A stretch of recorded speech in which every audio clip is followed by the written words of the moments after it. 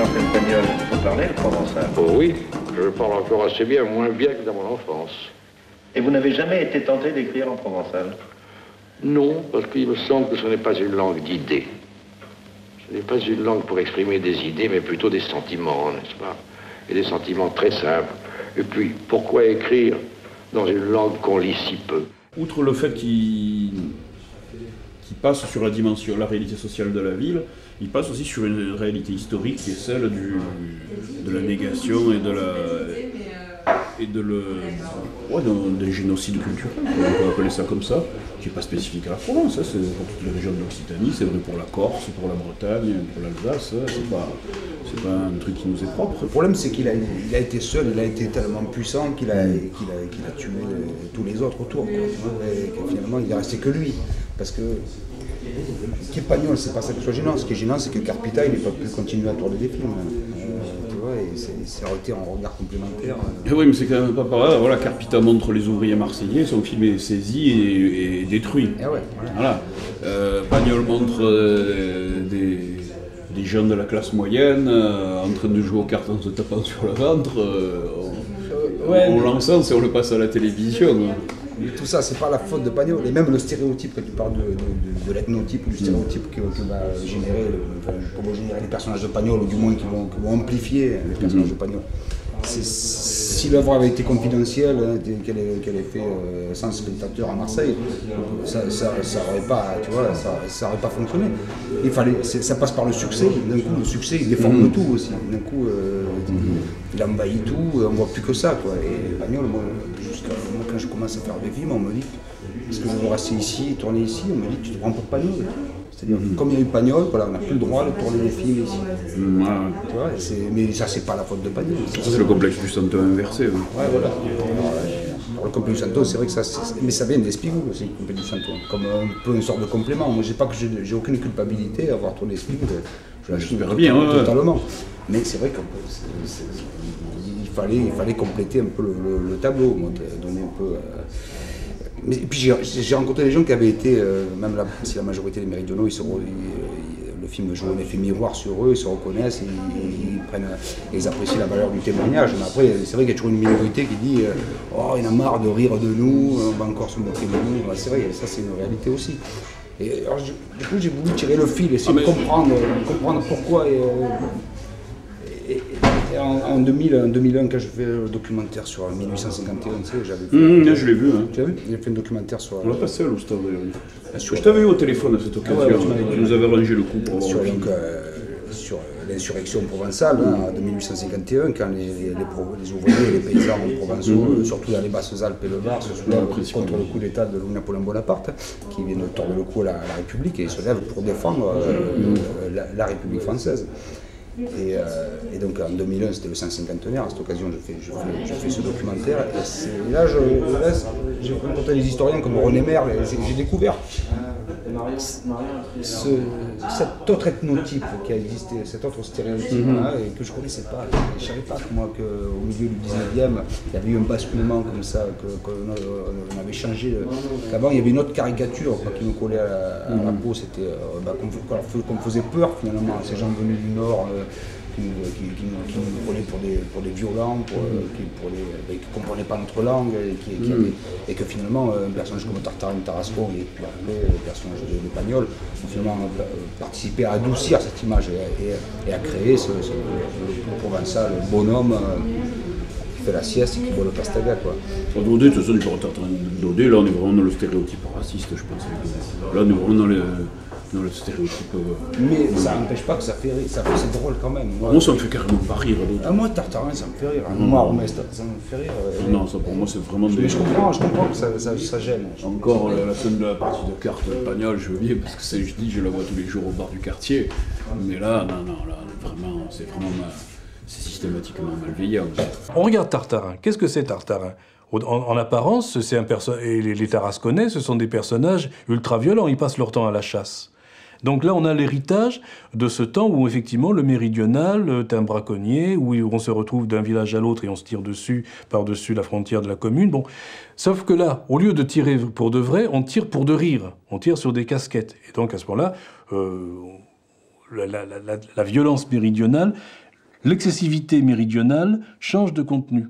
Ce n'est plus une violence physique, ce n'est plus un excès physique, c'est un excès en parole. Le méridional, c'est celui qui bouge beaucoup, mais ce sont des gestes vides. Alphonse Daudet a, consciemment ou inconsciemment, a utilisé dans sa carrière, dans son profil de carrière d'auteur, des pensifs et des procédés qui lui assuraient de trouver un public.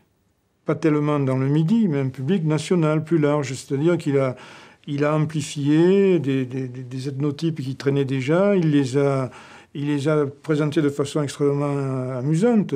Moi j'en ris. Quand je lis Daudet, j'en ris. Je ne ris pas de Daudet, je ris du méridional parce que c'est amusant ce qu'il dit. Mais ce n'est pas vrai. Ça n'est pas vrai. Ouais, mais de qui se moque, là, il se moque de ce gros tartarin qui est un gros bourgeois tarasconnais, qui est mythomane. Tu vois, il se moque pas forcément de petites gens aussi. Je trouve qu'on est dur parfois avec Daudet.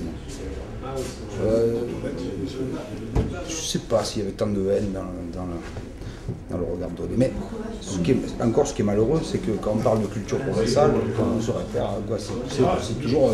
Daudet vient très vite, quoi, tu vois, les références en matière. Oui, alors que pour moi, c'est pas du tout. C'est ça qui est dommage. Voilà. C'est l'ampleur que ça a pris, le fait, l'hégémonie, quoi, tu vois. Il n'y a plus que ça, quoi. C'est-à-dire que le fait que les gens mettent en scène certains aspects des fois caricaturaux, parce que chez Daudet c'est que la caricature pour d'autres que pour le regard extérieur, quoi. Si tu veux, c'est pas du... Quand j'évoquais tout à l'heure la commedia dell'arte, dans l'Italie du 16e, du 17e ou du 18e, les gens, ça parle. Pour le personnage de Pulcinella, par exemple, sur lequel je me suis beaucoup intéressé, qui est le personnage napolitain de la commedia dell'arte, enfin qui vient de Naples, de la tradition populaire napolitaine, et qui y retournait. On n'a pas de stéréotype, on n'a pas d'ethnotype, on n'a pas de rôle, si tu veux. On a une gestualité et qui correspond à des attitudes, à des comportements que tu retrouves très différents chez différents individus qui sont des éléments du langage napolitain. Mais ça, c'est pas mis en scène pour d'autres, tu vois. Encore que même en Italie, il y a un peu le stéréotype du napolitain depuis un certain temps. Bien sûr, mais pas à l'époque de la comédia. La comédia, ça n'existait pas encore. Tu vois. Bien sûr. Et on a eu un théâtre, nous aussi, en Provence à l'époque. On a eu un théâtre de baroque en provençal très riche, qui est totalement occulté, puisqu'évidemment ce n'est pas en français. Donc, après, quand Molière et puis le théâtre classique français, type Racine, Corneille, bâtissent leur œuvre, ça occulte complètement. Mais ça, tu vois, par exemple, ça serait intéressant, pas intéressant, ça serait même nécessaire de retourner un peu à ce théâtre provençal, principalement du XVIIe. Sur le XVIIIe, c'est fini déjà. La Provence est déjà prise en main, les élites sont complètement francisées. Mais sur le XVIIe, fin XVIe, première moitié du XVIIe, tu as un théâtre baroque provençal extraordinaire. Pas qu'en Provence d'ailleurs, tu as le fameux théâtre de Béziers, à l'occasion du carnaval, tu as aussi sur Toulouse, il y a des choses extraordinaires aussi. Et paradoxalement, regarde, il y a déjà un type à cette époque dans le sud. L'ethnotype méridional, il commence avec les Gasconnades, après les guerres de religion, ouais, c'est vrai. Les Provençaux arrivent après, ils remplacent les Gascons, au 19e. Mais quand Marseille prend le pas sur Toulouse. Mais tu vois, moi, ce que j'aime bien avec la saison d'Espigoule, c'est que les gens ne sont pas lissés. Parce que c'est pas des acteurs qui jouent des dialogues qu'on leur demande de jouer, c'est beaucoup plus profond que ça. Ce sont des acteurs nés qui vivent des situations réelles, semi-réelles, tu vois.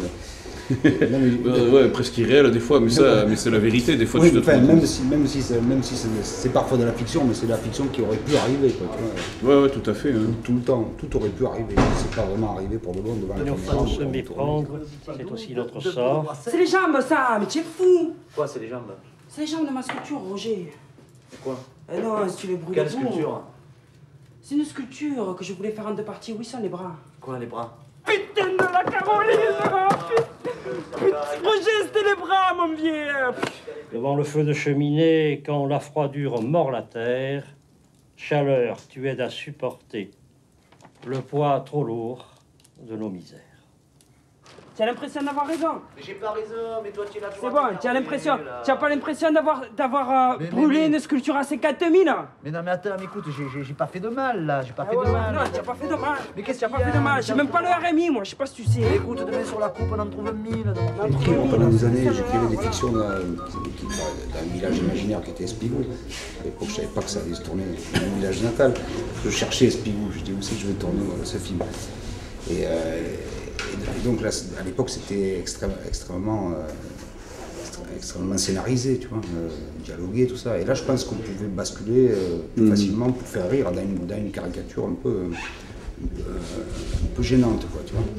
Alors que, justement, le fait d'avoir basculé comme ça dans le réel, bon, ça c'est une démarche artistique qui dure plusieurs de longues années, pas 10 ans, mais presque, tu vois. Et une démarche à la fois de reportage, de filmer la vie de mon village, et puis une démarche de fiction, de créer ce village imaginaire qui est Espigou. Puis à un moment donné, ces deux démarches... Gina Servi, c'est ton village natal? Mon village natal. Ah, d'accord. Ouais, je pensais que tu étais plus bas dans le Var. Bon, j'ai vécu 10 ans à la Seine-sur-Mer, peut-être. Mais oui, moi je suis Gina Servi. D'ailleurs, c'est quand j'ai quitté Gina Servi, que je suis allé habiter à la Seine-sur-Mer, que j'ai eu besoin d'inventer Espigou. Ah, d'accord. C'est le fait de m'éloigner de mon village natal. Et je sais plus ce que je voulais dire, mais c'est pas grave, ça me reviendra. Moi, ce que j'ai vu à Espigou, c'est ce côté de délire verbal. Le fait de l'avoir ancré dans parce que ça, c'est vrai que ça, c'est une dimension. Et je vois là beaucoup de Marseillais que je connais qui sont passés un peu au moule de l'université, qui ont été formatés et tout. Ils craignent vraiment beaucoup ça. Ils craignent beaucoup.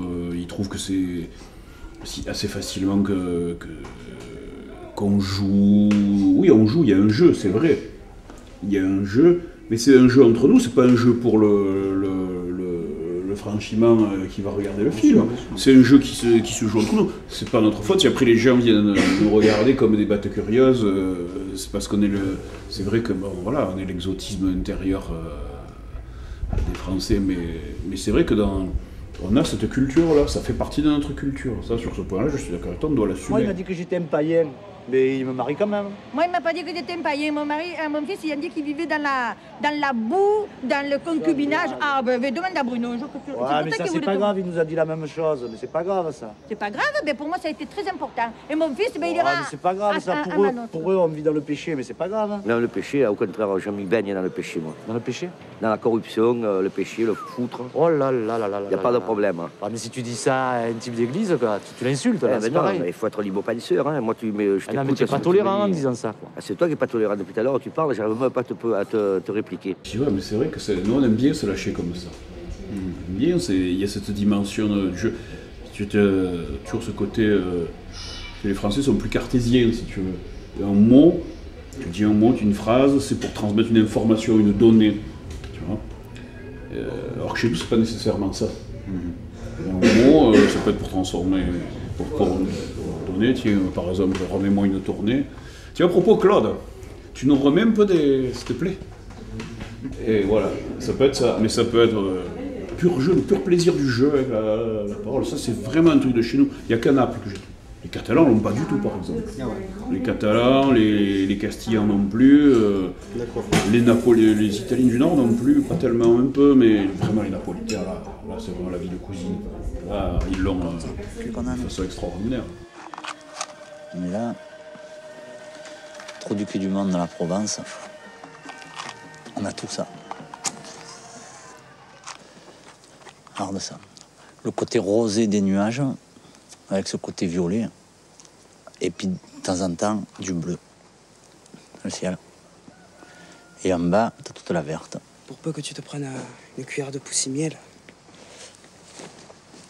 T'en veux une? Ouais, passe-moi une cuillère, s'il te plaît. Mais sans déconner, ce produit, Roger, c'est quand même un produit comment dire, il a beaucoup de vertus, quoi. Ouais. Ça, si ça arrive sur le marché... Ça va tous les rendre fadins.